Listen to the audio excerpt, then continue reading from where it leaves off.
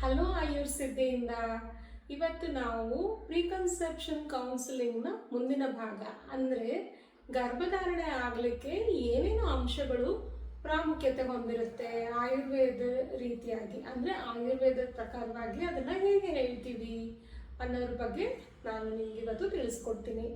ಆಯುರ್ವೇದದ ಪ್ರಕಾರ 4 ಫ್ಯಾಕ್ಟರ್ಸು ಗರ್ಭಧಾರಣೆ ಆಗಲಿಕ್ಕೆ ಅಂದರೆ ಕನ್ಸೀವ್ ಆಗಲಿಕ್ಕೆ ತುಂಬ ಮುಖ್ಯ.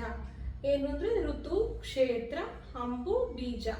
ಈ 4 ಅಂಶಗಳನ್ನ ನಾವು ಹೇಳ್ತಾ ಬರ್ತೀವಿ ಗರ್ಭಧಾರಣೆ ಆಗಲಿಕ್ಕೆ ಅನುಕೂಲ ಮಾಡಿಕೊಡೋದು.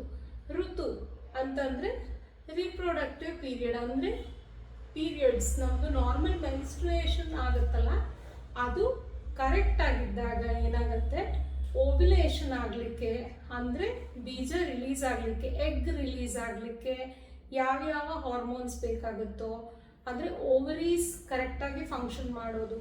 ಓವರೀಸ್ ಫಂಕ್ಷನ್ ಮಾಡಿ ಅದು ಎಗ್ ರಿಲೀಸ್ ಮಾಡಿದಾಗ ಓವೇರಿಯನ್ ಟ್ಯೂಬ್ಯೂಲ್ ಅಂತ ಏನು ಹೇಳ್ತೀವಿ ನಾವು, ಅದರಲ್ಲಿ ಅದು ಆ ಎಗ್ಗು ಅದರೊಳಗಡೆ ಬಂದು ಅಲ್ಲಿ ಕನ್ಸೆಪ್ಷನ್ ಆಗೋದು. ನಂತರ ಗರ್ಭದೊಳಗಡೆ ಎಂಡೋಮೆಟ್ರಿಯಮ್ ಅನ್ನೋದು ಕ್ಷೇತ್ರ ಅಂತ ಹೇಳ್ತೀವಿ, ಅಲ್ಲಿ ಅದು ಇಂಪ್ಲಾಂಟೇಷನ್ ಆಗೋದು, ಗರ್ಭ ಕೂರೋದು. ಅದು ಕೂತ ನಂತರ ಕನ್ಸೆಪ್ಷನ್ ಕಂಪ್ಲೀಟ್ ಆಯಿತು ಅಂತ ಹೇಳ್ತೀವಿ.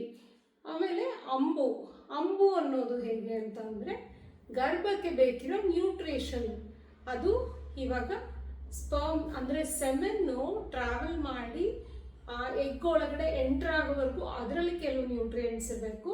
ಮತ್ತು ಕನ್ಸೆಪ್ಷನ್ ಆದಮೇಲೆ ಅಂದರೆ ಸ್ಪರ್ಮು ಎಗ್ ಒಳಗಡೆ ಎಂಟರ್ ಆದಮೇಲೆ ಅದು ಸೆಲ್ಯುಲರ್ ಡಿವಿಷನ್ ಆಗೋವರೆಗೂ ಕೆಲವು ನ್ಯೂಟ್ರಿಯೆಂಟ್ಸ್ ಅದರಲ್ಲೇ ಇರಬೇಕು, ಅದಕ್ಕೆ ಅಂಬು ಅಂತ ಹೇಳ್ತೀವಿ. ಅದರ ನಂತರ ಗರ್ಭಕ್ಕೆ ಯೂಟ್ರಸ್ ಒಳಗಡೆ ಇಂಪ್ಲಾಂಟೇಷನ್ ಆದಮೇಲೆ ನ್ಯೂಟ್ರಿಯೆಂಟ್ಸು ಅಮ್ಮನಿಂದ ಮಗುಗೆ ಬರೋದು, ಅದು ನೆಕ್ಸ್ಟ್ ಅದು.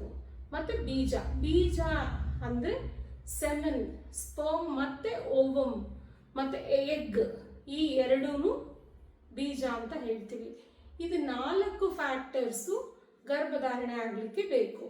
ಅದನ್ನು ಇವಾಗ ಮಾಡರ್ನ್ ಅಂದರೆ ಅಲೋಪತಿ ಪ್ರಕಾರ ಅಥವಾ ಮಾಡರ್ನ್ ಸೈನ್ಸ್ ಪ್ರಕಾರ ಏನು ಅಂತಂದರೆ ಋತು ಅಂತಂದರೆ ನಮ್ಮ 4 ರೀತಿಯ ಹಾರ್ಮೋನ್ಸ್ ಹೇಳ್ತೀವಿ. Oestrogen, progesterone, prolactin, follicle stimulating hormone. ಈ 4 ಹಾರ್ಮೋನುಗಳು ಕರೆಕ್ಟಾಗಿದ್ದಾಗ ಮಾತ್ರನೇ ಕನ್ಸೆಪ್ಷನ್ ಕರೆಕ್ಟಾಗಿ ಆಗೋದು. ಅಂದರೆ ಓವರಿಯಿಂದ ಎಗ್ ರಿಲೀಸ್ ಆಗೋದು, ಆ ಟ್ಯೂಬ್ನಲ್ಲಿ ಟ್ರಾವೆಲ್ ಆಗೋದು, ಮತ್ತು ಎಂಡೋಮೆಟ್ರಿಯಮ್ ಫಾರ್ಮೇಷನ್ ಆಗೋದು, ಎಂಡೋಮೆಟ್ರಿಯಮ್ ಒಳಗಡೆ ಈ ಕನ್ಸೆಪ್ಟೆಡ್ ಮ್ಯಾಟರು ಇಂಪ್ಲಾಂಟೇಷನ್ ಆಗೋದು. ಸೊ ಅಲೋಪತಿ ಅಂದರೆ ಮಾಡರ್ನ್ ಸೈನ್ಸ್ ಪ್ರಕಾರ, ಆಯುರ್ವೇದದ ಪ್ರಕಾರ, ಎರಡೂ ಪ್ರಕಾರನೂ ಈ 4 ಅಂಶಗಳು ಯಾವಾಗ ಚೆನ್ನಾಗಿರುತ್ತೋ ಆವಾಗ ಮಾತ್ರ ಚೆನ್ನಾಗಿ ಗರ್ಭಧಾರಣೆ ಆಗುತ್ತೆ, ಮತ್ತು ಗರ್ಭ ಪೋಷಣೆ ಆಗುತ್ತೆ, ಮತ್ತು ಒಳ್ಳೆ ಸಂತಾನ ಆಗಲಿಕ್ಕೆ ಆವಾಗ ಮಾತ್ರ ಸಾಧ್ಯ. ಈ 4 ಫ್ಯಾಕ್ಟರ್ಗಳು ಸುಮಾರು ಕಾಯಿಲೆಗಳಲ್ಲಿ ಕರೆಕ್ಟಾಗಿ ಇರೋದಿಲ್ಲ. ಅಂದರೆ PCOD ಇರ್ಬೋದು, ಇರೆಗ್ಯುಲರ್ ಪೀರಿಯಡ್ಸ್ ಇರ್ಬೋದು, ಅಥವಾ ಎಂಡೋಮೆಟ್ರಿಯೋಸಿಸ್ ಇರ್ಬೋದು, ಅಥವಾ ಹೆವಿ ಪೀರಿಯಡ್ಸ್ ಇರ್ಬೋದು. ಇದೆಲ್ಲ ಆದಾಗ ಏನಾಗುತ್ತೆ, ಈ ಏನು ನ್ಯೂಟ್ರಿಷನ್ಗಳು ಬೇಕೋ ಅದು ಕನ್ಸೀವ್ ಆಗಲಿಕ್ಕೆ ಆಗೋ ರೀತಿಯಲ್ಲಿ ಇರೋದಿಲ್ಲ ಒಂದು.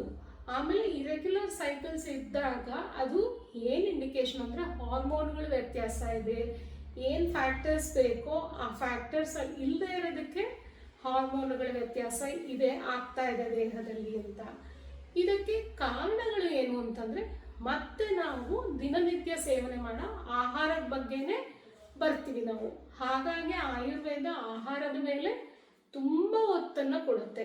ದಿನ ನೀವು ತಗೊಳ್ಳೋ ಆಹಾರದಲ್ಲಿ ಇರೋ ಅಂಶಗಳಿರ್ಬೋದು, ದಿನ ನೀವು ತಗೊಳ್ಳೋ ರೀತಿ ಇರ್ಬೋದು, ಅಥವಾ ದಿನ ನೀವು ತಗೊಳ್ಬೇಕಾಗಿರೋ ಕ್ವಾಂಟಿಟಿ ಅಥವಾ ಕ್ವಾಲಿಟಿ ಇರ್ಬೋದು, ಮತ್ತು ನಿದ್ರೆ ಇರ್ಬೋದು, ಮತ್ತು ಸ್ಟ್ರೆಸ್ ಇರ್ಬೋದು. ಅದೆಲ್ಲದರ ಜೊತೆಗೆ ನಿದ್ರೆ ಇವಾಗಿನ ಜನ್ರೇಷನ್ ಕರೆಕ್ಟಾಗಿ ಮಾಡೋದಿಲ್ಲ, ರಾತ್ರಿ ಎಲ್ಲ ಎದ್ದಿರ್ತಾರೆ, ಬೆಳಗ್ಗೆ ಎಲ್ಲ ಮಲಗ್ತಾರೆ. ಮತ್ತು ಆ್ಯಕ್ಟಿವಿಟಿ ಏನು ಹೇಳ್ತೀವಿ, ಫಿಸಿಕಲ್ ಆ್ಯಕ್ಟಿವಿಟಿ. ಈಗ ನಾವು ಮೊದಲಿನವ್ರು ಏನು ಮಾಡೋರು, ಮನೇಲಿ ಎಲ್ಲ ಮನೆ ಸ್ವಚ್ಛ ಮಾಡ್ಕೊಳ್ಳೋದಾಗಲಿ, ಅಡುಗೆ ಮಾಡೋದಕ್ಕೆ ಪರಿಕರಣಗಳನ್ನ ಉಪಯೋಗಿಸೋದಾಗಲಿ, ಇದೆಲ್ಲನೂ ಮೊದಲಿನವ್ರಿಗೆ ತುಂಬ ಪರಿಶ್ರಮ ಆಗೋದು. ಹಾಗಾಗಿ ಅವ್ರ ಊಟ ಚೆನ್ನಾಗಿ ಅಲ್ಲಲ್ಲಿಗೆ ಜೀರ್ಣ ಆಗೋದು ಮತ್ತು ಆಕ್ಟಿವಿಟಿ ಹೆಚ್ಚಾಗಿರೋದು. ಇವಾಗ ನಮಗೆ ಪ್ರತಿಯೊಂದಕ್ಕೂ ಒಂದೊಂದು ಮೆಷಿನ್ ಇದೆ. ಮತ್ತು ನಾವು ಫುಡ್ ಕೂಡ ಹೇಗೆ ಅಂತಂದರೆ ನ್ಯೂಟ್ರಿಷನ್ ಕಡಿಮೆ ಆದರೆ ಕ್ಯಾಲೋರೀಸ್ ಜಾಸ್ತಿ ಇವಾಗ ನಾವು ತಗೊಳ್ಳೋ ಫುಡ್ನಲ್ಲಿ. ಇದು ಕೂಡ ವ್ಯತ್ಯಾಸ ಆಗುತ್ತೆ.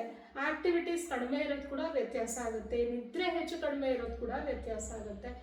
ಜೊತೆಗೆ ಏನು ಅಂತಂದರೆ ಮೊದಲಿನವ್ರಿಗೆ ಅಂದರೆ ನಮ್ಮ ಪೂರ್ವಜರಿಗೆ ಇಷ್ಟು ಸ್ಟ್ರೆಸ್ಫುಲ್ ಲೈಫ್ ಇರ್ತಾ ಇರಲಿಲ್ಲ. ನಮ್ಮಲ್ಲಿ ಕಾಂಪಿಟೇಷನ್ ಹೆಚ್ಚಾಗಿರೋದ್ರಿಂದ ನಮ್ಮ ಜೀವನನೇ ತುಂಬ ಸ್ಟ್ರೆಸ್ಫುಲ್ ಆಗಿರುತ್ತೆ.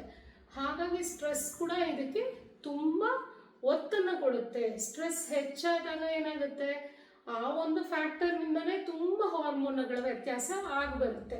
ಮತ್ತು ಅದರ ಪರಿಣಾಮ ಕೆಲವರಿಗೆ ಹೆಚ್ಚು ಹಸಿವೆ ಆಗುತ್ತೆ, ಕೆಲವರಿಗೆ ಊಟ ಮಾಡಿ ಜೀರ್ಣ ಕೂಡ ಆಗೋದಿಲ್ಲ.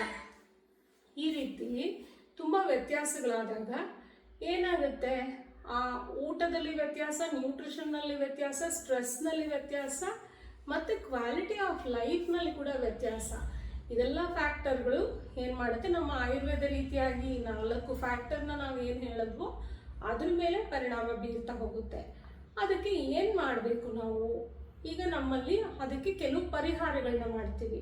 ಹೇಗೆ ಅಂತಂದರೆ, ಒಂದರಿಂದ ಇನ್ನೊಂದು ಋತು ಸಂಧಿ ಆದಾಗ ಕೆಲವು ಡಿಟಾಕ್ಸಿಫಿಕೇಶನ್ ಅಂತ ಹೇಳ್ತೀವಿ ನಾವು. ಅಂದರೆ ದೇಹದಿಂದ ಈ ಕಾರಣಗಳಿಂದ ಉಂಟಾಗಿರೋ ಟಾಕ್ಸಿನ್ಸ್ ಅಥವಾ ದುಷ್ಪರಿಣಾಮಗಳೇನಿದೆಯೋ ಅದನ್ನು ನಿರ್ಮೂಲ ಮಾಡಲಿಕ್ಕೆ ಕೆಲವು ಚಿಕಿತ್ಸೆಗಳಿರುತ್ತೆ. ಅದನ್ನು ಮಾಡಿಕೊಂಡು ಅದರ ನಂತರ ನಾವೇನು ಹೇಳ್ತೀವಿ, ಕೆಲವು ಫ್ಯಾಕ್ಟರ್ಸ್, ಕೆಲವು ನ್ಯೂಟ್ರಿಯೆಂಟ್ ಮೆಡಿಸಿನ್ಸ್ ಅಂತ ಹೇಳ್ತೀವಿ, ನ್ಯೂಟ್ರಿಷನ್ ಫ್ಯಾಕ್ಟರ್ಸು ಇನ್ಕ್ರೀಸ್ ಆಗೋದಕ್ಕೆ ಡಯಟ್ ಹೇಳ್ತೀವಿ. ಕೆಲವು ಎಕ್ಸಸೈಸಸ್ ಅಂದರೆ ವ್ಯಾಯಾಮ ಹೇಳ್ತೀವಿ, ಲೈಕ್ ಪ್ರಾಣಾಯಾಮ ಆಗಿರ್ಬೋದು, ಸೂರ್ಯ ನಮಸ್ಕಾರ ಆಗಿರ್ಬೋದು, ಇಲ್ಲ ಕೆಲವು ನೀವು ಇರೋ ಕಡೆನೇ ಮಾಡುವಂಥ ಚಟುವಟಿಕೆಗಳನ್ನ ಹೇಳ್ತಾ ಬರ್ತೀವಿ. ಅದ್ರ ಜೊತೆಗೆ ನ್ಯೂಟ್ರಿಷನ್ನಲ್ಲಿ ಏನು ಜಾಸ್ತಿ ಮಾಡ್ಕೋಬೇಕು, ಏನು ಕಡಿಮೆ ಮಾಡ್ಕೋಬೇಕು, ಏನು ಬ್ಯಾಲೆನ್ಸ್ ಮಾಡಬೇಕು ಹೇಳ್ತೀವಿ.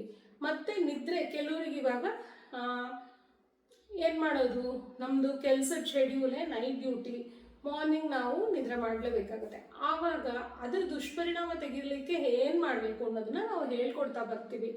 ಇದನ್ನೆಲ್ಲ ನೀವು ಮಾಡಿದಾಗ ಏನಾಗುತ್ತೆ, 100% ನಿಮಗೆ ಈ ರೀತಿ ಅಂದರೆ ನ್ಯಾಚುರಲ್ ಆಗಿರೋಂಗೆ ಮಾಡಲಿಕ್ಕೆ ಸಾಧ್ಯ ಇಲ್ಲ. ಆದರೆ 65 to 70% ಕರೆಕ್ಷನ್ ಆಗಿ ನಾರ್ಮಲ್ ಆಗಿ ಕನ್ಸೀವ್ ಆಗಲಿಕ್ಕೆ ಸಹಾಯ ಮಾಡುತ್ತೆ.